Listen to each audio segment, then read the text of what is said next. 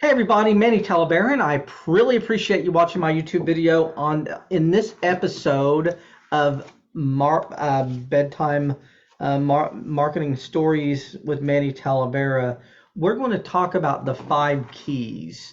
And so I'm going to give you some insights here. And if you focus on these, you'll do really, really, really well. And if you do deviate from these, you will struggle. And so yesterday we were talking all about, in episode 1 we were talking about all about changing focus. We're going to continue to talk about changing focus. Yesterday was all about don't focus so much on your vehicle, focus on your audience, focus on building a group of people who could buy from you over and over and over again, and make that your focus rather than your vehicle. And you need a vehicle, but the problem is most people don't understand that money comes from selling something, not actually creating it. And if you build an audience of people, you can sell them anything. You don't have to even create it yourself. And so we're really thinking of outside the box on a lot of these things. And so the five things we're going to talk about, I kind of learned these from Jay Abraham. Jay Abraham has basically the 3 ways to grow a business, and I think there are 5, and we're going to talk about the 5 ways to grow a business. And if you just constantly are focusing on these 5 things, you'll do really, really well. But before we do that, I do want to talk about some foundational stuff. And so again, it's all about changing your perspective or focus on how you're going to do this. The mindset should be building the plane while you're flying it, doing a lot of things simultaneously, very, very, very, very fast, and that should be the focus. Steve Larson said something that's very, very interesting, and I'll probably blow it up, but it's very valuable. He said that when a person decides they want to become a business owner and they want to basically make their own food, a lot of character flaws blow up in their face. And before a person can move forward, they need to fix those character flaws. And so the character flaws are, you got to be able to get out of your own way. You got to be able to navigate your own finances, and you got to be able to navigate through life on your own. And until you learn how to do those things, you're going to really, really struggle. And so what we generally see is most people do everything wrong when they want to start a business, and they focus on all of the wrong things.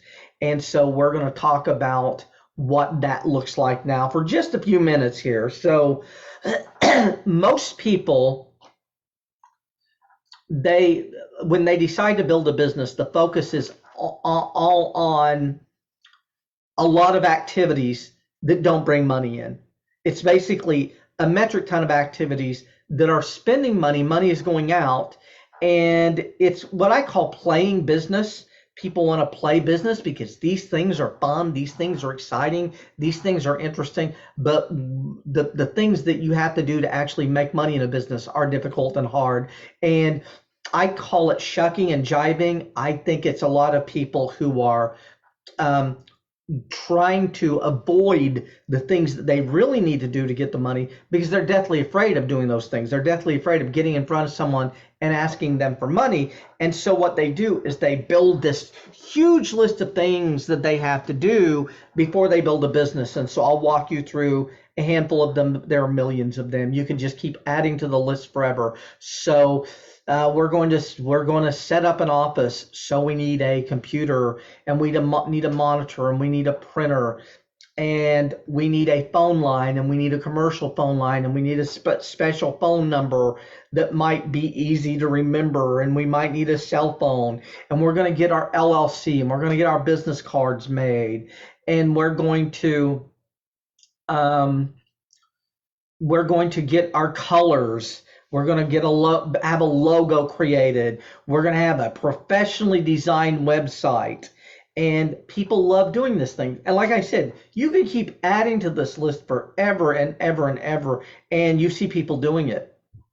And all of these things require spending money going out the door, not money coming in. And people are doing all of this stuff before they've got the most important thing that you need before you do any of that, which is what we would call a proof of concept. You need a proof of concept. Proof of concept. I have something that's commercial that people, one, are willing to give me money for.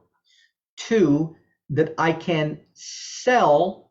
So these people are willing to give me money. I have the ability to get them to give me money. So we got something that they want. We got something that I can sell. And then the third thing is we can do it. We can navigate this thing. We can actually do it ourselves. And so most people don't, like, they spend days, weeks, months, and sometimes years before they get to the proof of concept. And like I said, the most important thing you can ever get in a business is a proof of concept. And it's basically, you've got to do that.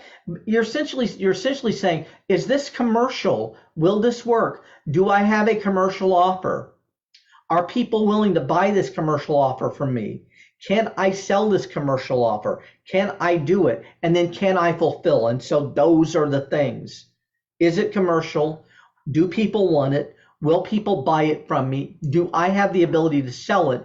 And can I fulfill on it? And so, like everybody, and I'm a huge fan of selling a course before you create it. I'm a huge fan of that. But you got to know that you can pull it off. And so before selling something, you do need to know that you can fulfill on it. And so that's, like I said, it's a big thing. And so, like, there's a metric ton of people out there in the marketplace saying, pre-sell it before you build it. And I say, maybe not so much. Maybe make sure that you know how to create and edit a video and turn it into an MP4 format and be able to deliver it, or have a way to deliver it before you start selling it. But I think you get the idea of what I'm saying here. And so you got to be able to fulfill. But like I said, the problem is that most people want to play business.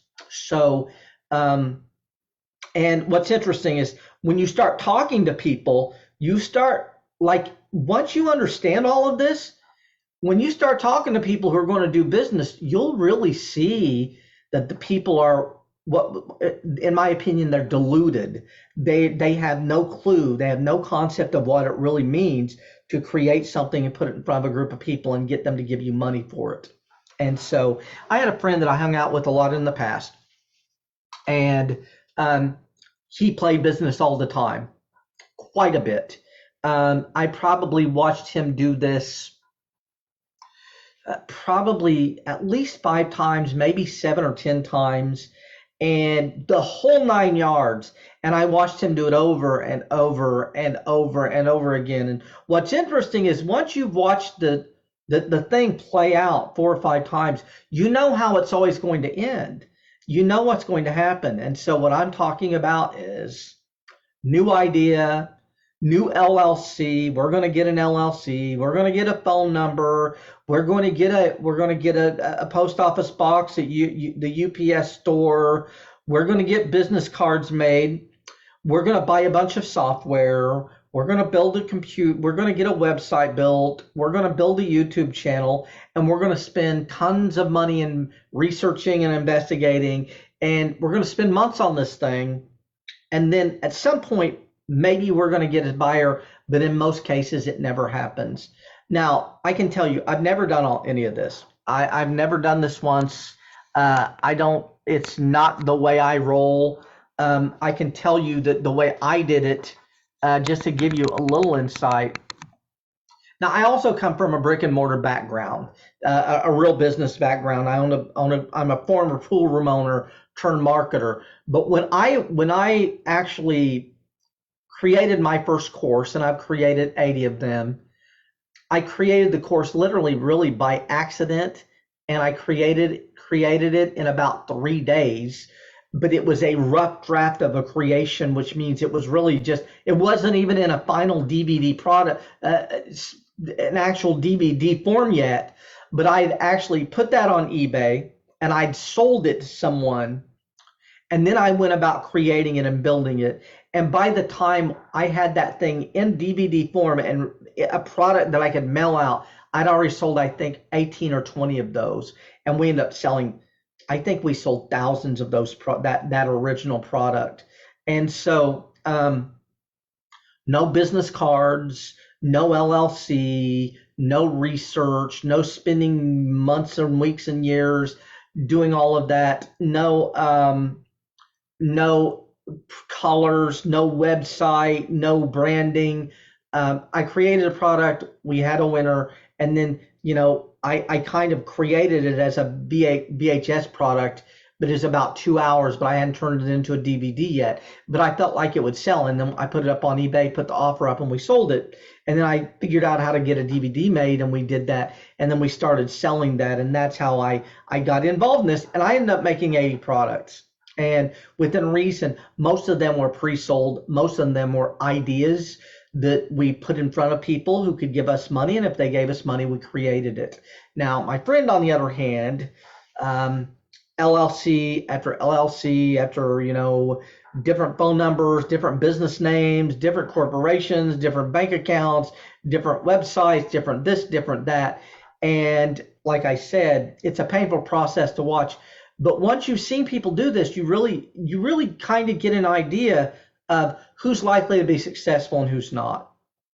And so, the proof of concept is extremely valuable. I think that you need that. But like I said, most people are deluded in their thinking, and they, like I said, yes, in yesterday's video, most people overestimate how much they can make in the short term. They underestimate how much they can make in the long term. Everyone has a million dollar ideas until you put them out there and nobody buys anything, and it just crashes in a ball of flames. Like I said, and you got to be willing to fly the plane while you're building it. You got to really put yourself out there and get in front of people. And so, one of the things my friend did is he was going to sell credit card processing. And credit card processing, it's a noble idea. It's one of the first things Frank Kern tried to do when he originally got in this space.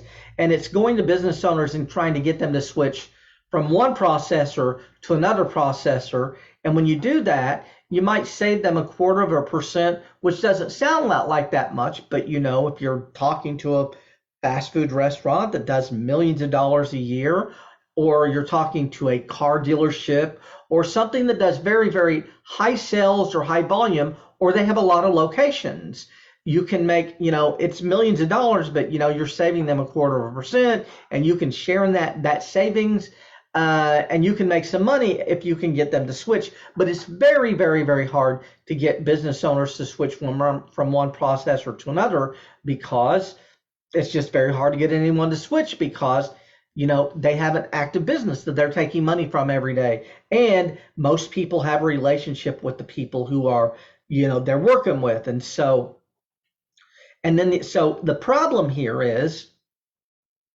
you have to go out to business owners and you have to get them to buy from you.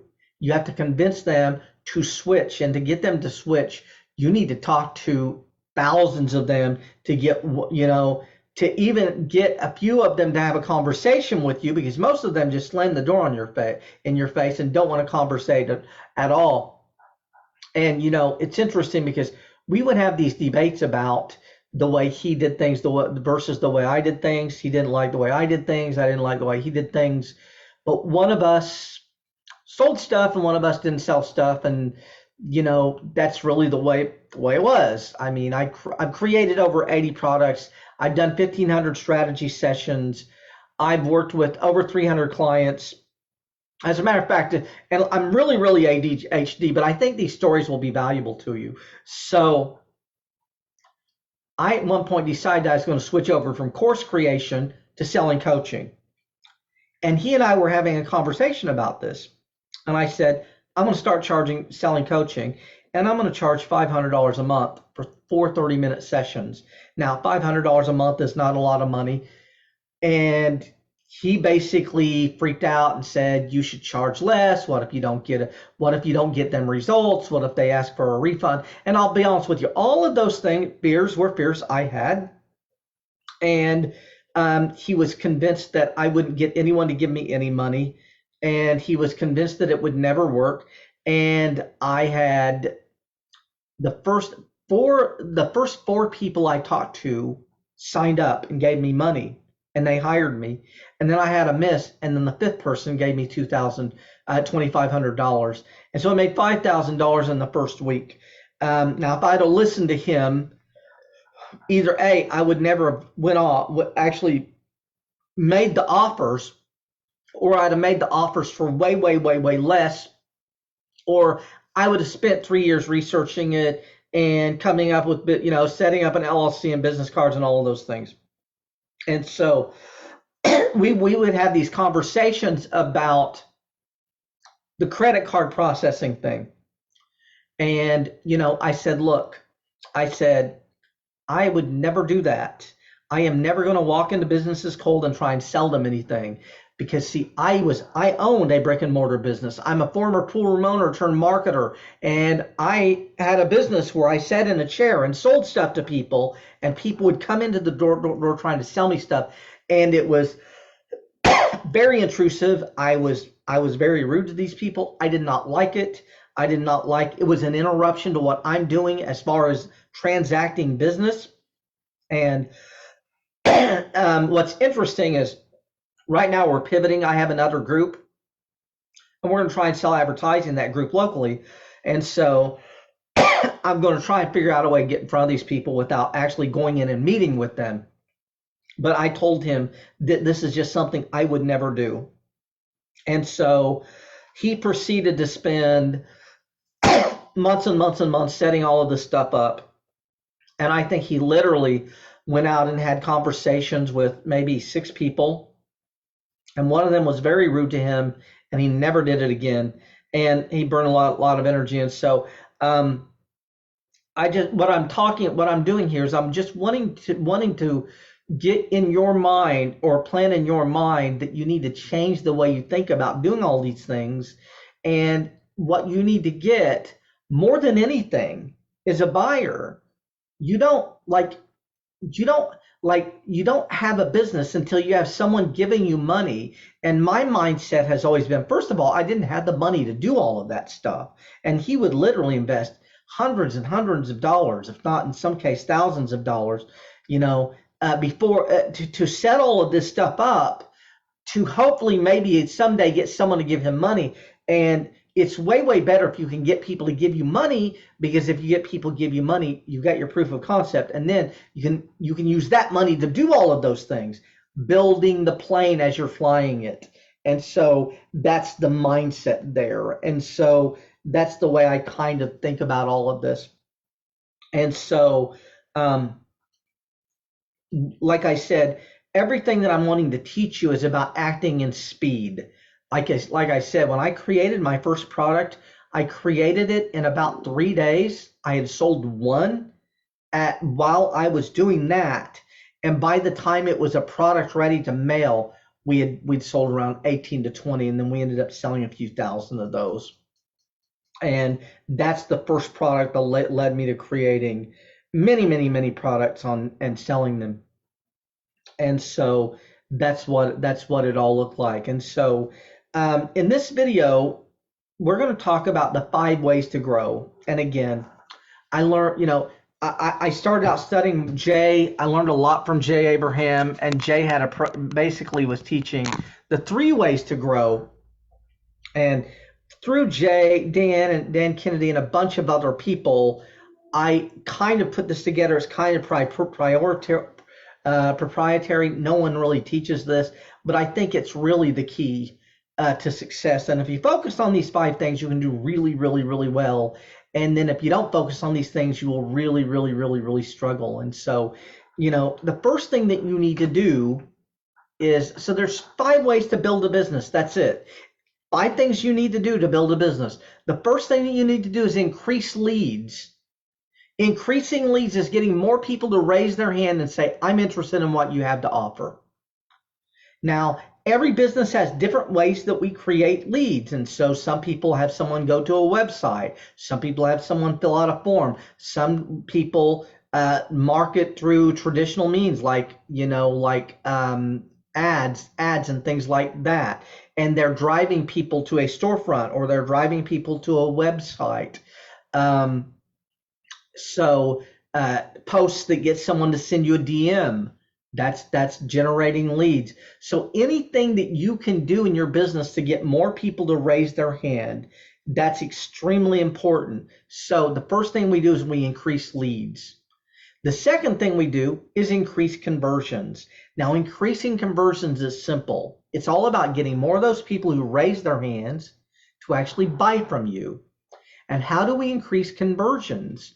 Well, we make changes to our offer. We make changes to our ad copy. We change the guarantee. We change the offer. We change the pricing. We add things. We move things around. We change the way we're delivering it. And that's what you want to think about. And so one thing you want to think about, what businesses, tell me this, what businesses have 100% conversion? Like, there's only a couple of them. So what I want you to think about, what businesses out there have 100% conversion? There's only a couple of them.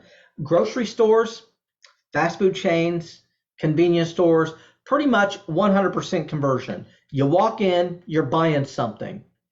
Every other place out there doesn't have 100% conversions. And so your goal is to get more people to raise their hand, and then get more of those people who raised their hands to buy. Increase leads, increase conversions. Now, the third thing that you can do is increase average transaction size. So increasing average transaction size is all about making more money at the initial purchase. And there's a lot of things we can do there. We can we can add things. We can raise our prices so we can charge more. We can bundle things together. We can offer upsells, cross sells, resells. We can offer more of the same product, or we can offer complementary products that they would need because they bought this product. And so what's interesting about this, so Walmart spends a lot of time right here. This is where they spend a lot of time. I'll walk you through a story here. So these numbers are old and they're dated, but it'll give you a good illustration. Walmart's average transaction at a non-grocery store Walmart was $41.05 or something like that. 41.05. And Walmart, they spent a metric ton of time getting that transaction size from 41.05 to 41.55. The goal was to get people who walked into Walmart to spend 50 cents more per transaction. Now, most people would say, why would they spend any time focused on getting people to spend 50 cents more on a transaction? And the reason was very simple.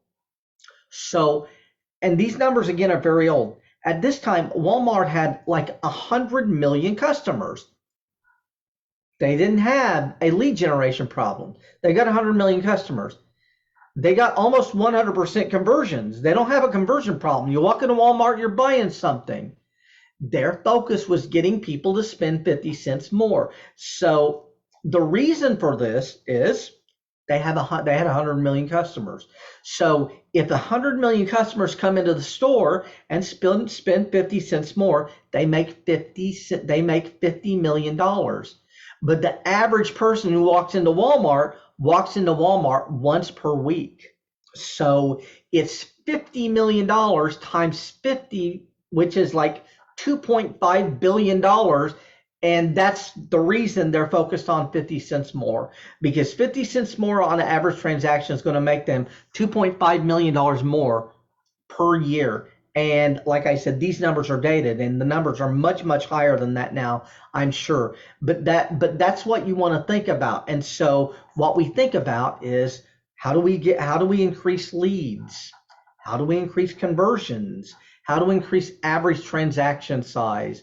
And so those are the three big things that we can do: increase leads, increase conversions, increase average transaction size. The fourth thing we can do is increase frequency of purchase, and increasing frequency of purchase is getting people to buy more often from you. So if you get your people to buy 4 times a year, get them to buy 6 times a year. If they're buying 6 times a year, get them to buy 10 times a year. If they're buying 10 times a year, get them to buy 15 times a year. And how do we do that? We do that through proper follow-up and additional offers, and constantly being in front of the buyer and giving them more opportunities to buy more. A lot of this would be email marketing in our marketplace. So increase frequency of purchase, getting them to buy more. And then the fifth thing is increase lifetime value. And increasing lifetime value is getting people who would buy from you once for 1 or 2 years to buy from you for 10 or 15 or 18 or 20 years. Walmart, the lifetime value of a Walmart customer is so huge, they can't really even figure it. It's like 15 or 20 years. That's how big that number is. It's so big they can't really even compute it. And so they're focused on that. And so how you turn people into lifetime customers is you treat them in a way that makes them only want to buy from you. Russell Brunson is really, really good at this. Dan Kennedy is really good at this. And so what you do is you treat people in a respectful way that gives them an opportunity to buy the right things at the right time when they need them. And you're constantly serving the people. You're delivering a lot of value to them all along the way.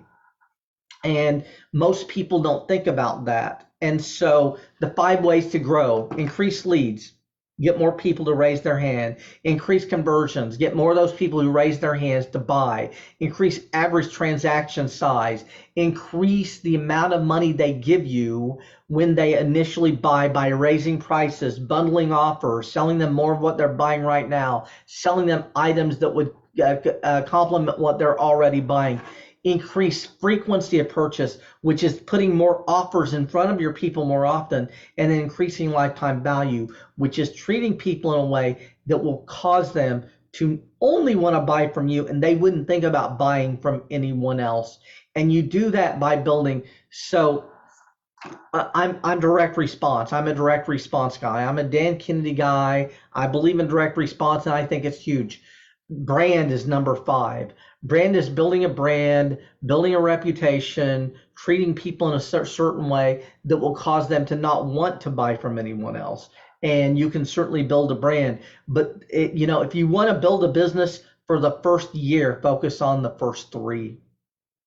Focus on the first 3 for the first year, and then focus on the last 2 just as much afterwards, and you will do really, really, really well. But like I said, these are the things that you need to do if you want to build a multi-million-dollar business. And like I said, if you focus on these things and you quit, you avoid nice shiny objects, and you don't focus on all of the sideshow that a lot of people focus on, you'll do really, really, really well. But like I said, these are the things that you need to do. And most people spend most of their money on the sideshow, most of their time on the sideshow, and they aren't trying to they're not trying to get in front of buyers.